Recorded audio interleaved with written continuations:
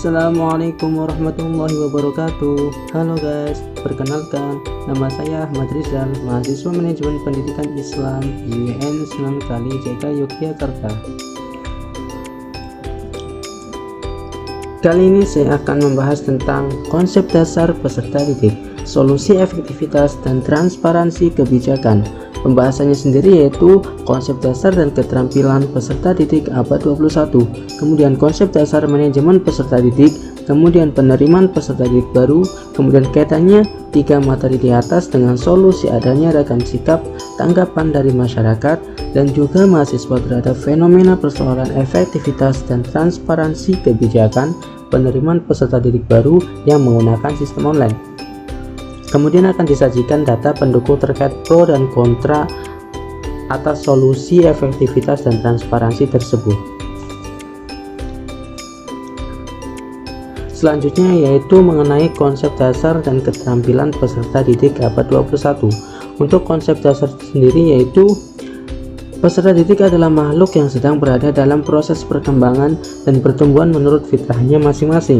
Ini juga disebutkan dalam perspektif Undang-Undang Sistem Pendidikan Nasional Nomor 20 Tahun 2003, Pasal 1 Ayat 4, di mana yang menyatakan peserta didik diartikan sebagai anggota masyarakat yang berusaha mengembangkan dirinya melalui proses pendidikan pada jalur jenjang dan jenis pendidikan tertentu. Ini juga dapat dibuktikan bahwasanya manusia tersebut juga memiliki fitrah untuk senantiasa berkembang. Itu juga tidak lain dengan peserta didik, di mana peserta didik ini akan senantiasa mengembangkan dirinya untuk kemudian disiapkan kepada masa depan yang lebih baik. Kemudian keterampilan abad ke-21. Nah, keterampilan ini penting yang harus dikuasai oleh semua orang dalam menghadapi kehidupan di abad ke-21. Keterampilan abad ke-21 ini paling tidak terdiri atas keterampilan berpikir kritis dan pemecahan masalah, kreativitas dan inovasi, kolaborasi dan komunikasi. Dalam hal ini pembelajaran yang berpusat pada peserta didik atau pembelajaran dengan pendekatan saintifik seperti yang dituntut dalam kurikulum 2013. Seperti yang saya jelaskan tadi, bahwasanya peserta didik juga merupakan manusia yang mempunyai fitrahnya, di mana dalam hal ini juga untuk senantiasa berkembang, seperti halnya pada kurikulum 2013 yang memusatkan pada peserta didik dan guru hanya bersifat membantu. Kemudian selanjutnya yaitu konsep dasar manajemen peserta didik. Pengertian manajemen peserta didik dapat diartikan sebagai usaha pengaturan terhadap peserta didik mulai dari peserta didik tersebut masuk sekolah sampai dengan mereka lulus sekolah. Hal ini juga sesuai apa yang ada dalam sebuah manajemen, di mana ada pengolahan, ada perencanaan, pengolahan, pengorganisasian dan lain seterusnya. Yang kemudian manajemen peserta didik ini akan membantu pengelolaan dari mereka mulai masuk sekolah sampai dengan mereka lulus sekolah. Kemudian prinsip-prinsip manajemen peserta didik, yang pertama dipandang sebagai bagian manajemen sekolah, kemudian mengemban misi pendidikan, kemudian diupayakan mempersatukan perbedaan peserta didik, kemudian dipandang sebagai upaya pengaturan pengembangan peserta didik, kemudian mendorong dan memacu kemandirian peserta didik. Yang terakhir itu pembelajaran bersifat fungsional untuk masa depan peserta didik. Ini juga tidak jauh berbeda, bahwasanya ketika manajemen peserta didik ini ada, maka mereka harus berprinsip bahwasanya harus bersifat fungsional untuk kemudian kita ajukan sebagai kemajuan dalam mendidik peserta didik itu. Kemudian ada pendekatan manajemen peserta didik. Ini ada pendekatan kuantitatif, kemudian pendekatan kualitatif. Pendekatan kuantitatif ini menitik beratkan pada segi-segi administratif dan birokratik lembaga pendidikan. Peserta didik diharapkan banyak memenuhi tuntutan dan harapan lembaga pendidikan tersebut. Kemudian ada pendekatan kualitatif, memberikan perhatian kepada kesejahteraan peserta didik. Jika pendekatan kuantitatif ini di atas diarahkan agar peserta didik mampu, maka pendekatan kualitatif ini lebih diarahkan agar peserta didik senang.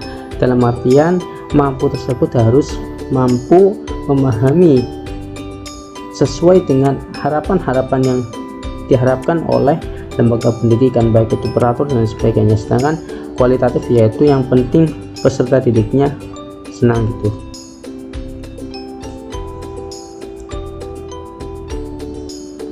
Kemudian yang selanjutnya yaitu penerimaan peserta didik baru.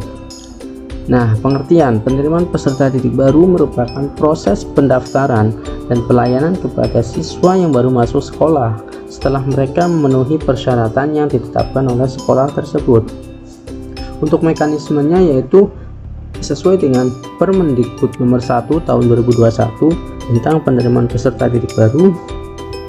Yang pertama ada pengumuman pendaftaran, kemudian seleksi sesuai jalur pendaftaran, kemudian pengumuman penetapan peserta didik baru, kemudian daftar ulang, dan selanjutnya yaitu prosedur PPDB berbasis online. Ini juga tidak jauh berbeda dengan mekanisme yang telah disebutkan oleh Permendikbud tadi. Mungkin yang menjadi perbedaan di mana dalam hal ini yaitu nanti mengambil PIN pendaftaran, kemudian adanya simulasi pendaftaran, dan pendaftaran tersebut juga berbasis online. Begitu pula dengan pengumumannya. Nah, setelah diumumkan berhasil, maka mereka harus melakukan pendaftaran ulang untuk konfirmasi sebelum masuk ke sekolah tersebut. Kemudian yang selanjutnya yaitu ada kaitan solusi transparansi kebijakan. Nah, ini yang menjadi pokok pembahasan kita, bahwasanya kaitan antara pembahasan dengan efektivitas dan transparansi kebijakan PPDB dengan sistem online yaitu sebagai suatu kesatuan dalam mengelola sebuah pendidikan agar pendidikan dan pembelajaran dapat berjalan sebagaimana mestinya. Kemudian solusi pro kontra. Nah, ini juga kita harus senantiasa mengingat hakikat tujuan pendidikan. Ketika kita sudah mengingat hakikat tersebut, maka kita akan senantiasa lebur dalam permasalahan itu. Kemudian efektivitas dan transparansi kebijakan PPDB sistem online. Ini memudahkan, fleksibel, terbuka, akan tetapi juga menimbulkan munculnya kecurangan gitu. Kemudian adanya kesulitan bagi daerah yang tidak ada sinyal. Nah, dalam hal ini disampaikan adanya bukti data pro kontra terkait PPDB online. Ini yang menjadi salah satu bukti bahwasanya tentu ada sebuah permasalahan terkait PPDB online, dimana yang menjadi permasalahan dalam hal ini yaitu mungkin kendala jaringan ataupun terkendala terkait gadget ataupun